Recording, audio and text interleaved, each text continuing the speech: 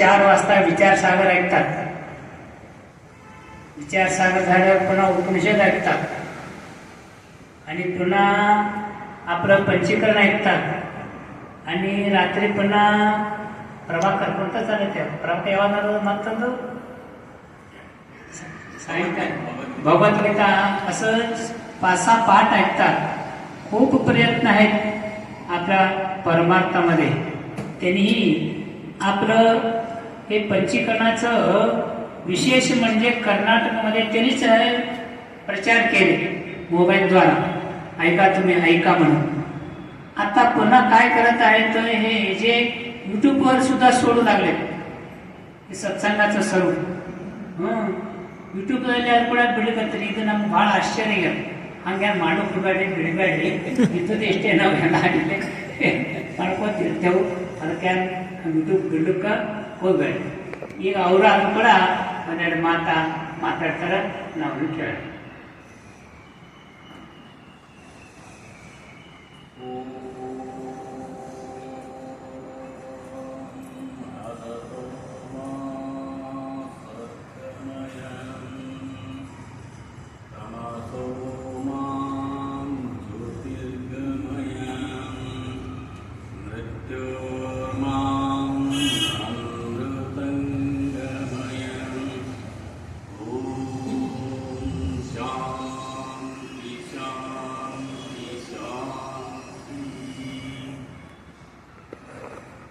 ಪ್ರಥಮದಲ್ಲಿ ಸದ್ಗುರು ಸಿದ್ಧಾರೂಢರ ಪಾದಕ್ಕೆ ಮಣೆ ಮಾಡಿದು ಈ ಸತ್ಸಂಗದಲ್ಲಿ ಉಪಸ್ಥಿತರಾದ ಎಲ್ಲ ಮಹಾತ್ಮರಿಗೂ ಶರಣಾರ್ಥಿಗಳನ್ನು ಸಲ್ಲಿಸುತ್ತಾ, ಇದು ಅಪ್ಪಾಜಿಯವರು ನಮಗೆ ಒಂದೆರಡು ಮಾತಾಡೋದು.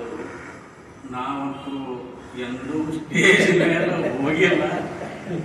ತಂದು ಯಾವ ತಂದು ನೋಡಿದಂಗೆ ಆಗಿಬಿಟ್ಟು ಒಮ್ಮೆ ಏನು ಮಾತಾಡೋದು ತಿಳಿಬೇಕಲ್ಲ.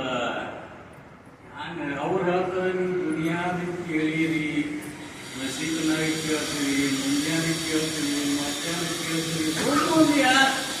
ಅದೇ ಗರಿ ಬಂದು ಕೇಳೋದು ಸವಾಲಕ್ಕರೆ ಹೇಳೋದು ಮೇಡಮ್ ಅವ್ರು ಅನ್ನಂಗೆ ಆದ್ರೆ ಅದಕ್ಕೆ ಈ ಗುರುಗಳು ಶಾಸ್ತ್ರ ಪುರಾಣ ನಾವು ಎಲ್ಲ ಭಾಳ ವರ್ಷದಲ್ಲಿ ಕೇಳ್ಕೊಂಡು ಬಂದಿದ್ದೀವಿ. ಅಂದ್ರೂ ಶಾಸ್ತ್ರ ಪುರಾಣ ಗುರು ಏನು ಹೇಳ್ತಾರಂದ್ರೆ, ನೋಡಪ್ಪ ಈ ಸದ್ಯ ಏನು ಹುಟ್ಟಿದ ನೋಡಿ ನೀ ಇದೆಯಲ್ಲ, ಇದು ಈ ಅನಾದಿ ಕಾಲದಿಂದ ಇದೇ ಮಾಡ್ಕೊಂಡು ಬಂದಿದ್ದೀನಿ. ಅಂದ್ರೆ ಈ ಭೂಮಿ ಕುಟ್ಟಿ ಪುಡಿ ಮಾಡಿ ಹಾಕೋದು ಎಷ್ಟು ಕಾಳ ಬರ್ತವಲ್ಲ, ಅಷ್ಟು ಸಲ ಬರೇ ಹುಟ್ಟುವುದು ಸಾಯುವುದು, ಹುಟ್ಟುವುದು ಸಾಯುವುದು, ಪುನರತಿ ಜನ್ಮ ಪುನರತಿ ಮರಣ, ಇದೇ ಮಾಡ್ಕೊಂಡು ಬಂದ ಮನುಷ್ಯ ಹೇಳ್ತಾರ ಗುರುಗಳು. ನಾವತ್ತು ನಮಗೇನದು ನೆನಪಿಲ್ಲ. 2 ಸಲ ಹುಟ್ಟಿರೋ ಗೊತ್ತಿಲ್ಲ, 2 ಸಲ ಸತ್ತಿರೋದು ಗೊತ್ತಿಲ್ಲ. ಆದ್ರೆ ಆ ಹುಟ್ಟುದು ಸಾಯುದು ನೀ ಯಾಕೆ ಹಿಂಗೆ ಮತ್ತೆ ಮಾಡಬೇಕಿಲ್ಲ? ಕೆಲವು ಜನ ಬರ್ತಿ ಇರ್ತಿ, ಸುಖ ದುಃಖ ಭೋಗಿಸ್ತಿ, ಕಡೆಗೆ ಒಮ್ಮೆ ಏನಿಲ್ಲ, ಏನು ಮಜಾ ಇಲ್ಲಪ್ಪ, ಸಾಕಾಗಿ ಹೇಳ್ಕೊಟ್ಟೆ ಹೋಗ್ತಾನ, ನಮ್ಮ ಮುಗಿತಪ್ಪ, ನಾವು ಆರಾಮ ಎಲ್ಲ ಮಾಡಿ ಹೋದೇವನಂತ ಯಾವ ಗಂಡು ಬಿದ್ದಿಲ್ಲ. ಇದನ್ನು ನೀವು ಯಾಕೆ ಹಿಂಗೆ ಆಲಕತ್ತೀವಿ ಅಂತಂದ್ರೆ, ನಾವು ಅನಾದಿ ಕಾಲದಿಂದ 8 ಸಲ ಹುಟ್ಟಿದೆವು, 8 ಸಲ ಸತ್ತೀವಲ್ಲ, ಬರೇ ಮಂದಿರು ನೋಡ್ಕೊಂಡು ನಾವು ಮನುಷ್ಯನೇ ಇದ್ದೀವಿ, ಆ ಮನುಷ್ಯರಂಗ ನಾನು ಹುಟ್ಟುತ್ತೀನಿ, ಆ ಮನುಷ್ಯರಂಗ ನಾನು ಒಂದಿನ ಸಾಯ್ತೀನಿ ಅಂತೇಳಿ ಹಿಂಗೆ ಏನೇನೋ ನಾವು ತಿಳ್ಕೊಂಡಿದ್ದೆವು. ಆ ಒಂದು ತಪ್ಪು ತಿಳುವಳಿಕೆಯಿಂದ ನೀ ಮಾತೇನು ಮಾಡಬೇಕಿದ್ದಿ, ಮಂದಿ ನೋಡಿ ಕೂಡಿಸಿ ಬರೇ ಈಗನು ಅದೇ ಮಾಡ್ಬಿಡಪ್ಪ. ಈ ಮಾನವ ಜನ್ಮ ಸಿಗಬೇಕಾದ್ರ ಬೌದ್ಧ ಜನ್ಮದು ಬಹಳ ಪುಣ್ಯ ಮಾಡಿರ್ಬೇಕು. ಅದು ಹೆಂಗ ಮೇಡಮ್ ಹೇಳೋರು, ಸಂಚಿತ ಕರ್ಮ, ಆಗಾಮಿ ಕರ್ಮ, ಪ್ರಾರಬ್ಧ ಕರ್ಮ. ಇವು ಮಾನವನಾಗಿ ಹುಟ್ಟಬೇಕಂದ್ರೆ ಮೊದಲ ಪಾಪ ಮತ್ತು ಪುಣ್ಯ ಎರಡೂ ಸಮ ಆಯಿತು ಅಂದ್ರೆ ಮಾತ್ರ ಮಾನವನಾಗಿ ಹುಟ್ಟಲಿಕ್ಕೆ ಸಾಧ್ಯ ಅದ. ತುಸು ಜರ ಹೆಚ್ಚಾಗಿ ಕಮ್ಮಿ ಆಯ್ತಪ್ಪ ಅಂತಂದ್ರೆ ನೀ ಪಶು ಪಕ್ಷಿ ಪ್ರಾಣಿ ಏನಾಗಿ ಹುಡುಕಿ ಬಟ್ಟೆ ಇಲ್ಲ. ಅದಕ್ಕೆ ಈಗ ನಿನಗೆ ಮಾನವ ಜನ್ಮ ಸಿಕ್ಕದ. ಈಗಲೂ ನೀ ಬರೇ ಮತ್ತೆ ಈ ಮಂದಿ ಜೋಡಿ ಕೂಡಿಸಿಂದ ಇದೇ ಮಾಡ್ಕೊತ ಹೋದ್ಯಪ್ಪ ಅಂತಂದ್ರೆ ನೀ ಏನಾಗ್ತೀವೋ ಏನಿಲ್ಲೋ ಇದ್ರಾಗ ನೀ ಉದ್ಧಾರ ಆಗೋಲ್ಲಪ್ಪ. ಈಗಲೇ ಗುರುಗಳತ್ತಾರ ಇದು ಏನು ನೋಡು, ಯಾವಾಗ ಸತ್ತದ ಯಾವಾಗ ಅಸತ್ತದ ಇದು ತಿಳಿಲಾರ ಬಿಟ್ಟಕ್ಕೆ ನಮಗೆಲ್ಲರಿಗೂ ಇದು ಆಗ್ಬೇಕು. ನಾವು ಹುಟ್ಟುತ್ತೀನಿ, ನಾನು ಸಾಯ್ತೀನಿ, ನಾನು ಮನುಷ್ಯನೇ ಇದ್ದೀನಿ ಪೇಶಿಂದ ಇದು ತಪ್ಪು ಕಲ್ಪನೆ ಆಗ್ಯದ. ಅದಕ್ಕೆ ಗುರುಗಳಂತಾರ ನೋಡಪ್ಪ ಇದು ಏನು ಅಸತ್ತದಲ್ಲ, ಮೊದಲ ನೀ ಅಸತ್ತದ ಜೋಡಿ ಸಂಘ ಮಾಡಿದಿ. ಅಸತ್ ಅಂದ್ರ ಹೇಳ್ಯಾರ ಗುರುಗಳು ಇಲ್ಲಿ ಪಂಚೀಕರಣದಾಗ ಎಲ್ಲ ಹೇಳ್ಕೊಡ್ತಾರ. ಅಸತ್ ಯಾವುದು ಸತ್ಯ ಯಾವುದು ಇಂಪಾರ್ಟೆಂಟ್ ಅದ. ಅಸತ್ ಅಂತಂದ್ರ ಯಾವುದು ಮೂರೂ ಕಾಲದಲ್ಲಿ ಇರುವುದೇ ಇಲ್ಲ. ಒಂದು ಕಾಲ ಇರ್ತದ, ಒಂದ್ ಸ್ವಲ್ಪ ದಿನ ತೋರ್ತದ, ಮತ್ತೆ ಮಾಯ ಆಗ್ತದ. ಇರ್ತದ, ತೋರ್ತದ, ಹೋಗ್ತದ. ಇದು ಇರುವ ವಸ್ತು ಅಲ್ಲ ಅನ್ನೋದು ಮೊದಲು ತಿಳ್ಕೊಳ್ಬೇಕು. ಗುರುಗಳು ಏನ್ ಹೇಳ್ತಾರಂದ್ರ ನಾವು ಅದ್ರ ಜೋಡಿನೇ ಸಂಘ ಮಾಡಿದೇವು ಬರೇ. ಯಾವಾಗ ಇರ್ತದ, ಯಾವಾಗ ಸ್ವಲ್ಪ ದಿನ ಇದು ಹೋಗ್ತೈತಿ, ಯಾವಾಗ ಮತ್ತೆ ಕೆಲವು ದಿನ ಇದ್ದಂಗೆ ಮಾಡಿ ತೋರ್ತದಲ್ಲ, ಅದ್ರದ್ದು ಸಂಘದಿಂದ ನಿನಗೆ ಏನಾಗ್ತದ ಮತ್ ಹುಟ್ಟುದು ಸಾಯಿದು ಮಾಡ್ಲಕತ್ತದ. ಅದಕ್ಕೆ ಸತ್ತದು ಏನದಲ್ಲ ಅದು ಮಾತ್ರ ಯಾವಾಗಲೂ ಇರುವ ವಸ್ತು. ಅದು ಎಂದೂ ನಾಶ ಹೊಂದುವುದೇ ಇಲ್ಲ. ತ್ರಿಕಾಲ ಬಾಧಿತ, ಮೂರೂ ಕಾಲದಲ್ಲಿ ಯಾವುದೋ ಒಂದು ವಸ್ತು ಅದ. ಅದನ್ನ ನೀ ಗುರುತಿಸಿದೆ ಅಂದ್ರ, ಅದನ್ನ ತಿಳ್ಕೊಂಡೆ ಅಂದ್ರ ಆ ವಸ್ತು ಒಳಗೂ ಆದ ಹೊರಗೂ ಆದ. ಈ ಶರೀರ ಏನು ಬಂದದಲ್ಲ, ಈ ಶರೀರದೊಳಗೂ ಒಟ್ಟೇ ನಾಶ ಹೊಂದಲಾರ್ದಂಥದ್ದು ಯಾವಾಗಲೂ ಒಂದು ಇರುವ ವಸ್ತು ಅದ. ಆ ಇರುವ ವಸ್ತು ಎಂದೂ ನಾಶ ಹೊಂದುವುದೇ ಇಲ್ಲ. ಅಂತ ವಸ್ತುವಿನ ಜೊತೆ ನೀ ಸಂಘ ಮಾಡಿದಂದ್ರ ಸತ್ಸಂಗ. ಸತ್ಸಂಗತ್ವೇ ನಿಸ್ಸಂಗತ್ವ, ನಿಸ್ಸಂಗತ್ವೇ ನಿರ್ಮೋಹತ್ವ, ನಿರ್ಮೋಹತ್ವೇ ನಿಶ್ಚಲ ತತ್ವ, ನಿಶ್ಚಲ ತತ್ವೇ ಜೀವನ್ ಮುಕ್ತ ಅಂತ ಗುರುಗಳು ಹೇಳ್ಕೊಟ್ಟು ಬಂದಾರ. ಅದಕ್ಕ ಸಂಘದಿಂದಲ್ಲದೆ ಬೀಜ ಮಳೆದೋರದು. ಒಂದು ಬೀಜ ಸುದಕ್ಕೆ ಮಳಿಕೆ ಹೊಡಿಬೇಕಪ್ಪ ಅಂತಂದ್ರೆ ಸಂಘ ಬೇಕಾಗ್ತದ. ಹಂಗ ನಾವು ಬರೇ ಮಿಥ್ಯಾ ವಸ್ತುವಿನ ಜೋಡಿನೇ ನಾವು ಸಂಘ ಮಾಡ್ಕೊತ ಬರೋದ್ರಿಂದ ನಮಗ ಇದು ಸುಖ ಸಿಗಲಾಗಿದೆ. ನಿಜ ಸುಖ, ನಿಜವಾದ ಸುಖವನ್ನು ನಾವು ತಿಳ್ಕೋಬೇಕು, ಅನುಭವಿಸ್ಬೇಕಪ್ಪ ಅಂತಂದ್ರ ನಮ್ಮ ಅಪ್ಪಾಜಿ ಅಂತವ್ರ ಸಂಘ ಮಾಡಿ, ಅಪ್ಪಾಜಿಯವರು ಏನೇನು ಈ ಶಬ್ದ ಅವರು ನಮಗೆ ಹೇಳಕತ್ತಾರ ಪಂಚೀಕರಣ, ಇದು ಬಹಳ ಮಹತ್ವದ ವಿಷಯ ಅದ. ಯಾಕಂದ್ರೆ ಮಹತ್ವದ ವಿಷಯ ಅಂತಂದ್ರ ಆ ಸದ್ ವಸ್ತು ಏನದಲ್ಲ, ಇದು ಮಿಥ್ಯಾ ವಸ್ತುವಿನಟ್ಟು ತಿಳ್ಕೊಟ್ಟು ಸರಳ ಅಲ್ಲದು. ಈಗ ಮಿಥ್ಯಾ ವಸ್ತು ಅಂದ್ಕೊಳ್ಳಿ, ಈ ದೇಹವೇ ನಾನಿದ್ದೀನಿ ಅಂತ ಗದನ ತಿಳ್ಕೊಂಡ್ ಬಿಡ್ತಾನಿವ. ಆದ್ರೆ ಆ ಸದ್ ವಸ್ತು ನೀ ಇದ್ದೆ ಅಂದ್ರೆ ಎಂದು ತಿಳ್ಬೇಕು ಸಾಧ್ಯ ಇಲ್ಲ. ಈಗ ಮದುವೆ ಆಗ್ಬೇಕಂದ್ರೆ ಮೊದಲ ಹುಡುಗಿ ಯಾನ್ ಮನೆಯಾಗಿರ್ತಾಳೋ ಯಾನ್ ಸುದ್ದೋ 4 ಮಂದಿ ಕೂಡಿಸಿ ನೋಡಿ ಬಂದು ವಿಷಯದಿಂದ ಮಲಿ ಒಳಗ ಬೇಂಡ ಬಾಜೆ ಹಾಕಿ ಓದಿಸಿ ವಿಷಯದಿಂದ 4 ಮಂದಿ ಹೇಳಿ ಅಕ್ಕಿ ಕಾಳು ಹಾಕಿದ್ರಪ್ಪ ಅಂತಂದ್ರೆ ಇವತ್ತಿನ ಹಿಡಿದು ನಿನ್ ಹ್ಯಾಂಕಪ್ಪ ಐಕಿ ಅಂದ್ಕೊಳ್ಳೆ ಒಂದು ಲಜನಾಗ ಒಪ್ಕೋತಾನ ಮುಂದೆ ಅಕ್ಕಿನೇ ನನ್ನ ಹ್ಯಾಂಟಿ ಅವ್ರ ಅವ್ವ ಅಪ್ಪ ಮೊದಲು ಮಾಡಿಕೊಳ್ಳಿಸೋದಕ್ಕೆ ಇದು ನನ್ನ ಸೊಸೆ ಅದ, ಇದು ನನ್ನ ಮಗ, ಅವನು ಒಪ್ಕೋತಾವ. ಯಾಕೆ ಒಪ್ಕೋತಾವ ಅಂತಂದ್ರೆ ಅದು ಮಿಥ್ಯ ಅದ, ಅದು ಸತ್ತಲ್ಲದು. ಸತ್ತು ವಸ್ತುವಿನ ಒಪ್ಕೊಳ್ಳೋದು ಮಾತು. ಅದೇ ಗುರುಗಳು ನಿನಗೆ ಅಕ್ಕಿ ಕಾಳು ಹಾಕದಂಗೆ ಇಲ್ಲಿ ಬಾರಪ್ಪ ಸ್ಟೇಜ್ ಮೇಲೆ ಕೊಂಡ್ರು ಹಾರ ಹಾಕ್ತೀನಿ, 1-2 ಮಾತು ಹೇಳ್ತೀನಿ, ಇವತ್ತು ಹಿಡಿದು ನೀವು ಬ್ರಹ್ಮ ಇದ್ದೀವೋ ಅಂತೇಳಿ ಬೆಕ್ಕದ ಶಂಕ ಹೊಡೆದ್ರು ಒಪ್ಕೊಳ್ಳಂಗಿಲ್ಲ. ಅದರ ಸಂಬಂಧ ನಾವು ಏನ್ ಮಾಡ್ತೀವಿ ಅಂತಂದ್ರ ಅದು ಯಾಕೆ ಒಪ್ಕೊಳ್ಳೋದೇನ ಅಂತಂದ್ರ ಅನಾದಿ ಕಾಲದಿಂದ ಹೊರಗಿದೆ ಮಾಡ್ಕೊತ ಹೋಗಿನವ. ಹ್ಯಾಂಗ ತಂದು ಕೂಡಲೇ ಬರಬರಿ ಅವ್ರು ನಾಳೆ ಜಯಮಂಗಲಂ ಜಯ ಸಂಘ ಮಾಡ್ಕೊತ ಹೋಗ್ಬಿಡ್ತಾರ. ಆದ್ರೆ ಬ್ರಹ್ಮ ಇದ್ದೀವೋ ಅಂದ್ರೆ ತರ್ಕೊಟ್ರಿ ಗುರುಗಳು ಏನನ್ನ ಹೇಳ್ತಾರೆ. ಅದು ಹೆಂಗದು ಬ್ರಹ್ಮ ಅಂತಂದ್ರೆ ನೋಡ್ರಿ, ಅದು ಬಹಳ ಸೂಕ್ಷ್ಮ ವಸ್ತು. ಸೂಕ್ಷ್ಮ ಅಂತಂದ್ರ ಯಾವ ಕಣ್ಣಿನಿಂದ ಕಿವಿಯಿಂದ ಪುಸ್ತಕ ಓದಿ ಮಾತು ಕೇಳಿ ಏನಾರ ಮಾಡಿ ನೀವು ಪೂಜೆ ಗೀಜೆ ಮಾಡಿ ಅಥವಾ ಅಭಿಷೇಕ ಮಾಡಿ ಆ ಬ್ರಹ್ಮ ವಸ್ತುವನ್ನು ತಿಳ್ಕೊತೀನಿ ಅಂದ್ರೆ ಏಸು ಕಾಲಕ್ಕೆ ತಿಳಿಯೋಲ್ಲ ಅದು. ಯಾಕೆ ತಿಳಿಯೋಲ್ಲ ಅಂತಂದ್ರೆ ಅದು ಕಣಿ ಕಲ್ಸಲ್ಲ, ಕಿವಿಗೂ ಕೇಳಿಸೋಲ್ಲ. ಯಾವ ವಸ್ತು ನಿಲುಕಲಾದಂತ ವಸ್ತು ನಮ್ಮ ಅನುಭವಕ್ಕದ, ನಮ್ಮ ಒಳಗೆ ಅನುಭವಕ್ಕದ. ಅದು ಗೊತ್ತಿಲ್ಲೋ, ಅದು ಗುರುಗಳತ್ತಾರ ನಿನಗೆ ಗೊತ್ತು ಮಾಡಿ ಕೊಡ್ತೀನಪ್ಪ. ಒಮ್ಮೆನೊಮ್ಮೆ ಗೊತ್ತಾಗಿಲ್ಲ. ಮೊದಲ ಪಂಚೀಕರಣದೊಳಗೆ ಈ ಪ್ರಾರಂಭ ಮಾಡಿ ಅಷ್ಟಷ್ಟು ಹಂತ ಹಂತವಾಗಿ ಏನು ಹೇಳಕತ್ತಾರಲ್ಲ, ಅವ್ರು ನಮಗೆ ವಿಚಾರಕ್ಕೆ ಹಚ್ಚಲಕತ್ತಾರ. ವಿಚಾರಕ್ಕೆ ಯಾವ ಹತವತನ, ಯಾವಾಗ ಮಿಥ್ಯಾ ಅದ, ಯಾವಾಗ ಸತ್ತದ, ಯಾವಾಗ ಅಸಂಗದ, ಯಾವಾಗ ಸಂಗದ. ಆತ್ಮವಸ್ತುವಿಗೆ ಯಾವ ಸಂಗನೂ ಇಲ್ಲ, ಅಸಂಗದ ಅಂತಂದ್ಕೊಳ್ಳಿ ನಾವು ವಿಚಾರ ಮಾಡಬೇಕದು. ಗುರುಗಳ ಬಾಯಿಲಿ ಕೇಳೋದು ಅಸಂಗ ಅಂದ್ರೆ ಏನ್ ತಂಗಿ, ಅಸಂಗ ಅಂದ್ರೆ ಇದಕ್ಕತ್ತಾರೆ ಅಪ್ಪ ಅವ್ರು. ಹಂಗಂದ್ರೆ ಎಸ್ ಕಾಲಕ್ಕೆ ಅವ್ರು 10 ಸಲ ಅಳವರು ತಿಳಿಯಲದು. ನಮ್ಮ ಶರೀರದೊಳಗ ಆ ಆತ್ಮವಸ್ತು ಸಂಘರಹಿತವಾಗಿದೆ ಅಂದ್ರೆ ಅದು ಹೆಂಗದ? ಅವರ ತರ ಒಳಗುನ ಅದ ಹೊರಗುನ ಅದ, ಅದು ಯಾವುದಕ್ಕೂ ಅಂಟುಕೊಂಡಿಲ್ಲ, ನಿರ್ಲಿಪ್ತದ, ಸಂಗಿಲ್ಲ. ಆದ್ರೂ ಅದು ಎಲ್ಲವನ್ನು ತಿಳಿತು ಅಂದ್ಕೊಳ್ಳಿ ನಾವು ಸ್ವಲ್ಪ ವಿಚಾರಕ್ಕೆ ಅಳವಟ್ಟೆವಂತಂದ್ರೆ ನಿಮ್ಮಲ್ಲಿ ಅನುಭವಕ್ಕದ ಅನ್ನೋದು ಗುರುತು ಮಾಡಿಕೊಡ್ತಾರ. ಯಾವಾಗ ನಮಗ ಆ ಸತ್ಯ ವಸ್ತುವಿಂದ ಅನುಭವಕ್ಕೆ ಬರ್ಲಿಕ್ಕೆ ಶುರು ಮಾಡ್ತದ, ಅವತ್ತು ನಡುವ ಇವ ನಾ ಹುಟ್ಟೇ ಇಲ್ಲಪ್ಪ, ನಾ ಯಾವಾಗಲೂ ಇರುವ ವಸ್ತು ಇದ್ದೀನಿ, ನನಗೆ ಇಂಥ ಸದ್ಗುರುನಾಥ ನನಗೆ ಹುಟ್ಟು ಸಾವಿನಿಂದ ಎಲ್ಲ ಮ್ಯಾಲೆ ಎತ್ತಿಸಿದ ನನಗೆ ಇದ್ರಾಗ ಮುಕ್ತ ನನಗೆ ಮಾಡದಪ್ಪ ಅಂತ ತಿಳಿಸಿದ ಅವಾಗ ಗೊತ್ತಾಗ್ತೈತಿ. ಅದಕ್ಕೆ ಒಮ್ಮಿನೊಮ್ಮೆ ಎಂದ್ರೊಮ್ಮೆ ಶಾಸ್ತ್ರ ಕೇಳೋದು ಎಂದ್ರೊಮ್ಮೆ ಬಿಡೋದು ಮಾಡಬೇಡ್ರಿ. ತಪ್ಪಲಾರ್ದನೆ ಗುರುಗಳು ಟೈಮ್ ಟು ಟೈಮ್ ಏನಿದೆ ಹೇಳಕತ್ತಾರ ಅದನ್ನು ಜಗತ್ತಕ್ಕೆ ನಾವು ಫಾಲೋ ಮಾಡಿದೇವೆ ಅಂತಂದ್ರೆ ನಮ್ಮಂತ ಭಾಗ್ಯವಂತರು ಈ ಜಗತ್ತಿನಾಗೆ ಯಾರು ಇಲ್ಲ. ಈ ಸೋಲಾಪುರದಾಗ ಲಕ್ಷಗಟ್ಟಲೆ ಮಂಡ್ಯದವ್ರ ಕರೆ ಎಲ್ಲರಿಗೆ ಸಾಧ್ಯ ಇಲ್ಲದು. ನಾವು ಎಷ್ಟು ಮಂದಿ ಇದೆಲ್ಲ ಕೇಳಕತ್ತೀವಿ ಅಂತಂದ್ರೆ ಏನೋ ಒಂದು ಪುಣ್ಯ ಮಾಡಿರುತ್ತೆ ತಿಳ್ಕೊಬೇಕು. ಬಹಳ ಪುಣ್ಯ ಇರೋದ್ರಿಂದ ಇಂಥ ಸಿಗ್ಲಾರ್ದ ಮಾತದ, ಇದು ನಮಗೆ ಸಿಗ್ತೈತಿ.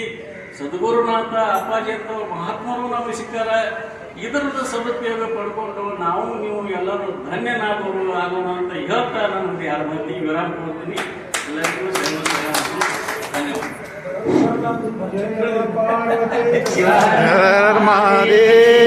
सद्गुरुनाथ महाराज की जय.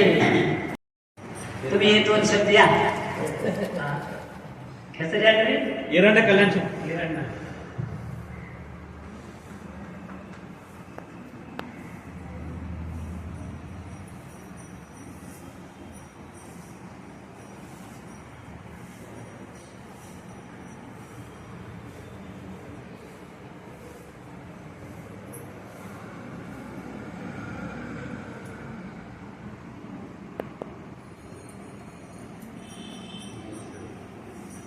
ನಾನು ಇಲ್ಲಿವರೆಗೆ ಶರಣ ಮಾಡ್ಕೊಂಡು ಶ್ರವಣ ಮಾಡೋದಷ್ಟೇ ಮಾಡಿ ಅದು 4 ಮಂದಿ ಜೋಡಿ ಆ ಧೈರ್ಯನೇ ಇಲ್ಲ ನನಗೆ.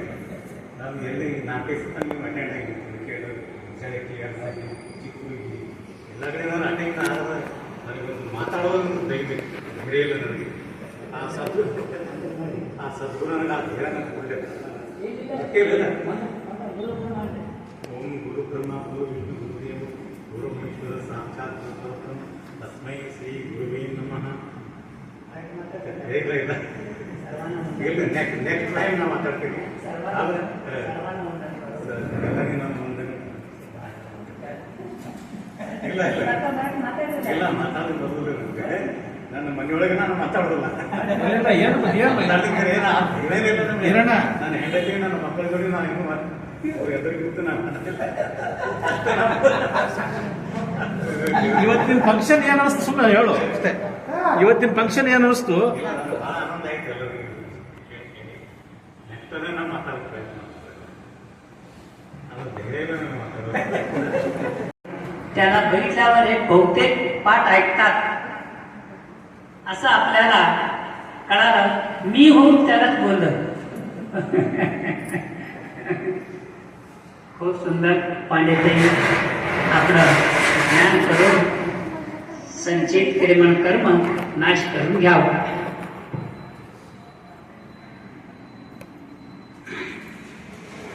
गुरु ब्रह्मा गुरु विष्णु गुरुदेव महेश्वर गुरु साक्षात परब्रह्मा तस्मै श्री गुरुवे नमः. ಶ್ರೋತ್ರಿಯ ಬ್ರಹ್ಮನಿಷ್ಠ ಪೂಜ್ಯ ಮಹಾದೇವ ಕುಮಾರ್ಜಿ ಅವರ ಪಾದಮಣಿಗಳಿಗೆ ಹಣೆ ಮಾಡಿಸುತ್ತಾ ನನ್ನ ಇವತ್ತು ಆ್ಯಕ್ಚುಲಿ ನಾನು ನಮ್ಮ ಮೂಲತಃ ಜಯಚಂದ್ರರು ನಾನು ಬೆಂಗಳೂರಲ್ಲಿ ಸರ್ವಿಸ್ ಮಾಡ್ತಾ ಇದ್ದೀನಿ. ಲಾಸ್ಟ್ ಕೊನೆ 30 ಮೇ 2025 ನಿವೃತ್ತಿಯಾಗಿ ನಿನ್ನೆ ನಮ್ಮ ಊರಲ್ಲಿ ಹೈಸ್ಕೂಲಲ್ಲಿ ನಮಗೆ ಒಂದು ನನ್ನ ಬ್ಯಾಚ್ ಹುಡುಗರು ಒಂದು 14 ಜನ ನಿವೃತ್ತಿ ಆಗ್ತಾಯಿದ್ರು. ಅದಕ್ಕೆ ಹೈಸ್ಕೂಲ್ ವತಿಯಿಂದ ನಮಗೆ ನಿವೃತ್ತಿ ಸಮಾರಂಭ ಇಟ್ಕೊಂಡಿದ್ರು. ಆ ಸಮಾರಂಭಕ್ಕೆ ಬಂದಿದ್ದೆ. ಗುರುಗಳಿಗೆ ನಾನು ಸುಮ್ಮನೆ ಹೇಗೆ ಬಂದಿದ್ದೀನಿ ಅಷ್ಟೂರಿಗೆ ಬೆಂಗಳೂರಿಂದ ದರ್ಶನ ತೊಗೊಂಡು ಅವ್ರಿಗೆ ಫೋನ್ ಮಾಡಿ ಹೇಳಿದೆ, ಈ ಥರ ಸೊಲ್ಲಾಪುರ ಸತ್ಸಂಗ ಹೋಗ್ತಾ ಇದ್ದೀನಿ, ನಾನು ಊರಲ್ಲಿರಲ್ಲ, ನೀವು ಸಾಧ್ಯ ಆದರೆ ಅಲ್ಲಿ ಬನ್ನಿ ಅಂತ ಹೇಳಿದ್ರು. ಅದೇನೋ ಕೂಡುದು ಪುಣ್ಯ ಆಯಿತು ಗೊತ್ತಿಲ್ಲ. ನಿಮ್ಮ ಮುಮುಕ್ಷುಗಳು ಎಲ್ಲರ ದರ್ಶನ ಆಯಿತು. ಈ ಸತ್ಸಂಗ ಸದ್ಗುರು ಮುಂದೆ ಬಂದ್ಕೊಂಡು ತಾವೆಲ್ಲ ಈ ಸತ್ಸಂಗ ಮಾಡ್ತಿರೋದು. ನಾವು ಇಷ್ಟು ದಿನ ನಾನು ಈ ಪಂಚೀಕರಣ ಗುರುಗಳ ನಾನು ಹುಬ್ಬಳ್ಳಿಯಲ್ಲಿ ಗುರುಗಳ ದರ್ಶನ ಆಯಿತು. ಅವತ್ತಿನಿಂದ ಸ್ವಲ್ಪ ದಿನ ಆದ್ಮೇಲೆ ನಾನು ಪಂಚೀಕರಣ ಕ್ಲಾಸಸ್ ಸ್ಟಾರ್ಟ್ ಆಗಿ ಕನ್ನಡದಲ್ಲಿ ಸೇರ್ಕೊಂಡಿದ್ದೀನಿ. ನಾನು ಇನ್ನೂ ಸ್ಟಾರ್ಟಿಂಗ್ನಲ್ಲಿ ಇರೋದು ಇನ್ನೂ ಬೇಸಿಕ್ಕು. ಆದರೆ ಇಷ್ಟು ದಿನ ನಾವೆಲ್ಲ ಏನು ಅನ್ಸುತ್ತೆ, ನಾನು ಅನ್ಕೊಂಡಿದ್ದೆ ಅಂದರೆ ಎಲ್ಲರೂ ಆನ್ಲೈನ್ ಗೂಗಲ್ ಮೀಟಲ್ಲಿ ನೋಡ್ಕೊತಾರೆ, ಈ ಥರ ಸಮಾರಂಭ ಮಾಡ್ತಾರೆ, ತಿಂಗಳಿಗೆ ಒಂದ್ಸರಿ ನನಗೆ ಗೊತ್ತಿರಲಿಲ್ಲ. ಇಲ್ಲಿ ಬಂದು ನನಗೆ ಏನು ಅನುಭವ ಆಗ್ತಾ ಇದೆ ಅಂದರೆ, ಸಾಕ್ಷಾತ್ ಗುರುವಿನ ಮುಂದೆ ಈ ಎಲ್ಲ 20 ಜನ ಏನು ಬಂದಿದ್ದೀರಲ್ಲ, ಈಗ ಬಂದು ನೀವು ಗುರುವಿನ ಮುಂದೆ ನಿಮ್ಮ ಏನು ಅನುಭವ, ಏನು ಪಂಚೀಕರಣ ನೀವು ತಿಳ್ಕೊಂಡಿದ್ದಾರೆ ಹೇಳುವಂಥ ಅವಕಾಶ ಇದೆಯಲ್ಲ, ಇದು ಹೇಗಪ್ಪ ಅಂತ ನಾನು ನಿಮಗೆ ವಿಮರ್ಶೆ ಮಾಡ್ತೀನಿ. ಈಗ ಎಲ್ಲ ದೇವಸ್ಥಾನದಲ್ಲಿ ಲಿಂಗ ಇರುತ್ತೆ, ಜ್ಯೋತಿರ್ಲಿಂಗ ಇರುತ್ತೆ, ಲಿಂಗಗಳು ಇರುತ್ತೆ. ಆ ಲಿಂಗಗಳು ನಾವೆಲ್ಲ ಪ್ರತಿದಿನ ಹೋಗಿ ಮುಟ್ತೀವಿ. ಮುಟ್ಟು ಕೂಡ ಅದೇನಾಗುತ್ತೆ, ಅದಲ್ಲಿರುವಂಥ ಪಾಸಿಟಿವ್ ಎನರ್ಜಿ ಕಮ್ಮಿ ಹಾಕೊಂಡು ಬರುತ್ತೆ. ಆ ಲಿಂಗ ಪ್ರತಿಷ್ಠಾಪನೆ ಮಾಡಬೇಕಾದ್ರೆ ಇಂಥ ಸದ್ಗುರುಗಳು ಬಂದ್ಬಿಟ್ಟು ಅದನ್ನೇ ಅವರು ಅಭಿಷೇಕ ಮಾಡಿ ಚಾರ್ಜ್ ಮಾಡಿ ಹೋಗಿರ್ತಾರೆ. ಆವಾಗ ಅದು ಫುಲ್ ಚಾರ್ಜ್ ಆಗಿರ್ತದೆ. ನಾವು ದಿನಾಲ ಅಲ್ಲಿ ಹೋದ ತಕ್ಷಣ ನಮ್ಗೆ ಯಾಕೆ ಮನಸ್ಸಿಗೆ ಶಾಂತಿ ಆಗುತ್ತೆ ಅಂದರೆ, ಅದು ಲಿಂಗದಲ್ಲಿ ಚಾರ್ಜ್ ಆಗಿರ್ತದೆ, ಅದರಲ್ಲಿ ಪಾಸಿಟಿವ್ ಎನರ್ಜಿ ಇರುತ್ತೆ. ಅದನ್ನು ನಮಗೆ ಅಲ್ಲಿ ಹೋಗೋದ್ರಿಂದ ನಮಗೆ ಮಾನಸಿಕ ನೆಮ್ಮದಿ ಸಿಗ್ತಿರ್ತದೆ. ಈಗ ನಾವು ಇಷ್ಟು ದಿನ ಈಗ 20 ಜನ ಮುಮುಕ್ಷುಗಳು ಬಂದಿದ್ದೇವಲ್ಲ, ಸದ್ಗುರುಗಳ ಸಮ್ಮುಖದಲ್ಲಿ ಕುತ್ಕೊಂಡು ನಾವು ಇಲ್ಲಿ ಏನೇನು ತಿಳಿದು ಏನು ಹೇಳಿ ತಪ್ಪು ಹೇಳಿ ಸರಿ ಹೇಳಿ ಅದು ಇಂಪಾರ್ಟೆಂಟ್ ಅಲ್ಲ. ಸದ್ಗುರುನ ಮುಂದೆ ಅವ್ರ ಪಾಸಿಟಿವ್ ಎನರ್ಜಿ ನಮ್ಗೆ ಡೈರೆಕ್ಟ್ ಆಗಿ ನಾವು ಬಂದು ಹೇಗೆ ಅಲ್ಲಿ ಹೇಗೆ ಲಿಂಗಗಳು ಹೇಗೆ ಫುಲ್ ಚಾರ್ಜ್ ಆಗುತ್ತಲ್ಲ, ಹಾಗೆ ನಾವೆಲ್ಲ 20 ಜನ ಮುಮುಕ್ಷುಗಳಿಗೆ ಚಾರ್ಜ್ ಆಗಿದ್ದೀವಿ. ಈ ಚಾರ್ಜ್ ಆಗಿ ಇದು ಸೌಭಾಗ್ಯ ಬಹಳ ಕೋಟಿ ಪುಣ್ಯ ಮಾಡೋದ್ರಿಗೆ ಮಾತ್ರ ಸಿಗುತ್ತೆ ಅಂತ ಸದ್ಗುರು ಮುಂದೆ ನಾವು ನೋಡು. ನಾವು ನಮ್ಗೆ ಅನುಶೋಧ ಆಗ್ತದೆ, ತಪ್ಪು ಹೇಳಿ ಅದು ಏನು ಹೇಳ್ತಾರೆ ಅದು ಇಂಪಾರ್ಟೆಂಟ್ ಅಲ್ಲ ಇಲ್ಲಿ. ಆದರೆ ಇಂಥ ಸದ್ಗುರು ಸಮ್ಮುಖದಲ್ಲಿ ನಾವು ಹೇಳ್ತಾ ಇದ್ದೇವೆ, ಅಲ್ಲಿ ಹೇಗೆ ನಮ್ಗೆ ಲಿಂಗು ಹೇಗೆ ಚಾರ್ಜ್ ಆಗ್ತಿದೆ ಅಂತ ಅವಕಾಶ ನಮಗೆ ಸಿಕ್ಕಿದೆ. ಏನೋ ಬಹಳ ಜನ ಪೂರ್ವಜನ ಪುಣ್ಯ ಅಂತ ನಾನು ಕಂಡಿದ್ದೀನಿ. ಈ ಅವಕಾಶ ನನಗೂ ಸಿಕ್ತು. ಅದಕ್ಕೆ ನಾನು ಬಹಳ ಹೆಚ್ಚು ನಮಗೆಲ್ಲ ಈ ಏನು ಸೊಲ್ಲಾಪುರ ಮುಮುಕ್ಷುಗಳು ಇದು ಪ್ರೋಗ್ರಾಮ್ ಇವತ್ತು ನೀವು ನಡೆಸ್ಕೊಟ್ಟಿದ್ದು, ನಾವು ಈ ಬಂದಿರೋದು ಯಾವ ಜನ ಪುಣ್ಯ ನನಗೆ ಗೊತ್ತಿಲ್ಲ. ಆದರೆ ನಿಮ್ಮೆಲ್ಲರ ನಾನು ಬಹಳ ಚಲೋನೆ ಆಗಿದ್ದೀನಿ. ನಿಮ್ಮಿಂದ ನನಗೆ ಈ ಗುರುಗಳು ನನಗೆ ಮುಂದೆ ಎರಡು ಮಾತಾಡೋಕ್ಕೆ ಅವಕಾಶ ಸಿಕ್ತು. ಗುರುಗಳ ಸಮ್ಮುಖದಲ್ಲಿ ಕೂತ್ಕೊಂಡು ಇಷ್ಟು ನಾವು ಏನು ಮಾಡ್ತಿದ್ವಿ, ಸುಮ್ಮನೆ ಗೂಗಲ್ ಮೀಟರ್ ನಾನು ಬೆಂಗಳೂರು ಕೂತ್ಕೊಂಡು ಕೇಳ್ತಾ ಇದ್ದೆ. ಅವ್ರ ಅಭಿಪ್ರಾಯ ಹೇಳ್ತಿದ್ರು, ನಾವು ಹೇಳುವ ಹಂಚ್ಕೊಳ್ತಿದ್ದೀವಿ. ಆದರೆ ಗುರುಗಳ ಸಮ್ಮುಖದಲ್ಲಿ ನಾನು ಕೂತ್ಕೊಂಡು ನಮ್ಮ ಎರಡು ಮಾತನಾಡೋಕ್ಕೆ ಅವಕಾಶ ಸಿಕ್ಕೋದಕ್ಕೆ ನಾನು ಎಲ್ಲರಿಗೂ ಚಲೋನಾಗಿದ್ದೀನಿ. ಮತ್ತು ಸದ್ಗುರುವಿಗೂ ಕೂಡ ನಾನು ನನ್ನ ಪ್ರಾಣ ಅರ್ಪಿಸ್ತೇನೆ. ಇದು ನನಗೆ ಇದಕ್ಕೆ ವರ್ಣಿಸಕ್ಕಾಗ್ತಾ ಇಲ್ಲ, ಅಷ್ಟು ನನಗೆ ಒಂದು ಖುಷಿಯಾಗಿದೆ. ಈ ಎಲ್ಲ ಸುಮಾರು ಒಂದು 50,000 ಅಥವಾ ಎಷ್ಟು ಜನ ಲಕ್ಷ ಜನ ಇದ್ದಾರೆ ಗೊತ್ತಿಲ್ಲ. ಆದರೆ ಇಲ್ಲಿ 20 ಜನ ಮುಮುಕ್ಷುಗಳು ಕೂತ್ಕೊಂಡು ಈ ಥರ ಈ ಬ್ರಹ್ಮಜ್ಞಾನ ಮಾಡ್ತಾ ಇದ್ದಾರೆ. ಇದರಿಂದಲೇ ಮಳೆ ಬೆಳೆಗೆಲ್ಲ ಬರ್ತಾ ಇದೆ ಅಂತ ನನಗೆ ಅನಿಸ್ತಾ ಇದೆ. ಬಹಳ ಖುಷಿ ಆಗಿದೆ ನನಗೆ ನಿಜವಾಗ್ಲೂ. ಈ ಥರ ಸತ್ಕಾರ ಇದೇಂತ ನಿಷ್ಕಾಮ ಕರ್ಮ ಗುರುಗಳು ಬೆಳಗ್ಗೆಯಿಂದ ಸಾಯಂಕಾಲವರೆಗೆ ಏನೋ ಒಂದು ಫಲಾಪೇಕ್ಷೆ ಇಲ್ಲ. ಅವ್ರಿಗೆ ಯಾರ ಕಡೆಯಿಂದ ಫಲಾಪೇಕ್ಷೆ ಎವ್ರಿ ಡೇ ಮಾಡ್ತಾರೆ. ನಾನು ಇವಾಗ ಹೇಳಿದೆ, ಇದು ನಮ್ಮ 84 ಲಕ್ಷ ಜೀವರಾಶಿಗಳಿಗೆ ಇದು ಆಗಿ ನಮ್ಮ ಭವಿಷ್ಯದಲ್ಲಿ ಹುಟ್ಟಿ ಈಗ ನಾವು ಮಾನವಜನ್ಮ ತೊಗೊಂಬಂದಿದ್ದೀವಿ. ನಮ್ಮ ಪ್ರಕಾಶ್ ಕನಕ್ಷ ಹೇಳಿದ್ರು 50% ಪಾಪ 50% ಪುಣ್ಯ. ಯಾರು ಮಾಡಿರ್ತಾರೆ ಅವ್ರು ಮಾತ್ರ ಈ ಮಾನವ ಜನ್ಮ ಹುಟ್ಟಿ ಬರೋಕ್ಕೆ ಸಾಧ್ಯ ಇದೆ. ಇದು ನನಗೆ ಗೊತ್ತಿರಲಿಲ್ಲ. ನಿಜವಾಗ್ಲೂ ಈಗ ನಾವು 50% ಕರೆಕ್ಟಾಗಿ 50 ಮಾಡಿ ಏನೋ ಮಾನವ ಜನ್ಮ ಬಂದಿದ್ದೀವಿ. ಈಗ ನನ್ನ ಜಸ್ಟ್ ರಿಟೈರ್ಡ್ ಆಗಿ 3 ತಿಂಗಳು ಆಯ್ತು, 60 ವರ್ಷ ಆಯಿತು. 60 ವರ್ಷ ಆದ್ಮೇಲೆ ಸುಮ್ಮನೆ ಕಳ್ಕೊಟ್ಟಿಲ್ಲ 60 ವರ್ಷ. ನೀನೇನು ಎಷ್ಟು ದಿನ ಯಾವಾಗ ಏನಾಗ್ತದೆ ತಿಳ್ಕೊಂಡ್ರು, ಯಾವಾಗ ಕರ್ಕೊಂಡ್ ಗೊತ್ತಿಲ್ಲ. ಆದರೆ ಈ ಬ್ರಹ್ಮಜ್ಞಾನ ತಿಳ್ಕೊಳ್ಳೋದು ಭಾಳ ಕಮ್ಮಿ ಇರೋದು time. Every moment every second ಕೂಡ ನಾವು ಬ್ರಹ್ಮಜ್ಞಾನ ಅದನ್ನು ಅನುಭವಿಸಬೇಕು, ಗುರುಗಳಿಗೆ ಕಲಿಬೇಕು, ಎಲ್ಲೆಲ್ಲಿ ಸಿದ್ಧ ಪಡ್ಕೋಬೇಕು. ಇದನ್ನು ಕಳ್ತನ ಮಾಡೋ ಪರವಾಗಿಲ್ಲ ಬ್ರಹ್ಮಜ್ಞಾನ. ಈ ಗುರುಗಳು ಹೇಳಿದ್ರು, ಯಾವ ನಮ್ಮ ಶತ್ರುಗಳು ಜ್ಞಾನಗಳು ಹೇಳಿದಷ್ಟು ಬೇರೆದೆಲ್ಲ ಕಮ್ಮಿ ಆಗುತ್ತೆ. ಆದರೆ ಇದರಲ್ಲಿ ಜ್ಞಾನ ನಾವು ಹಂಚಿಕೊಳ್ಳೋದ್ರಿಂದ ಅಭಿವೃದ್ಧಿ ಆಗುತ್ತೆ ಅಂತ ಇಲ್ಲಿ ನನಗೆ ಬಹಳ ಹೇಳೋದು ಸತ್ಯ ಅನ್ನಿಸ್ತು. ಈ ಮುಮುಕ್ಷುಗಳು ಯಾರು ನಮಗೆ ಹೇಳಿದ್ರು ಅವ್ರ ಹೆಸರು ಗೊತ್ತಿಲ್ಲ. ಅದಕ್ಕೆ ನಾವು ಇನ್ನು ಮುಂದೆ ಇರುವುದಂತ ಏನು ನಮಗೆ ಲೈಫ್ ಇದೆಯಲ್ಲ, ಸ್ವಂತಕ್ಕೆ ಸ್ವಲ್ಪ, ಸಮಾಜಕ್ಕೆ ಸರ್ವಸ್ವ. ಸ್ವಂತಕ್ಕೆ ಸ್ವಲ್ಪ ಸಮಾಜಕ್ಕೆ ಸರ್ವಸ್ವ ಅಂತ ನಾವು ಜೀವನ ನಡೆಸೋದು ನಾನು ಅನ್ಕೊಂಡಿದ್ದೀನಿ. ನಾವು ಹಾಗೆ ಮಾಡೋಣ. ನಿಷ್ಕಾಮ ಸೇವೆ ಮಾಡೋದು ಏನಂದ್ರೆ ನಮ್ಮ ಪ್ರಾಪಂಚಿಕದಲ್ಲಿ ಒಂದು ಸ್ವಲ್ಪ ಇರಲಿ ಬೇಡಲ್ಲ, ಒಂದು 10% 20% ಮಾಡೋದು, ಮಿಕ್ಕಿದಲ್ಲಿ 80% ನಿಷ್ಕಾಮ ಕರ್ಮನೆ ಮಾಡೋದಪ್ಪ, ಏನೋ ಫಲಪೇಕ್ಷಿಲ್ಲ. ಇದೆಲ್ಲ ದೇವರ ಕೆಲಸ ಮಾಡ್ತಿರ್ತೀವಿ. ನಾವು ನಿಜವಾದ ಆ ಥರ ಕೆಲಸ ಮಾಡಿದ್ರೆ ನಮಗೂ ದೇವರ ಕೃಪೆ ಖಂಡಿತ ಆಗುತ್ತೆ ಹೇಳಿ ನಾನು 2 ಮಾತು ಮುಗಿಸ್ತೀನಿ. ಸದ್ಗುರು ಮಾತಾ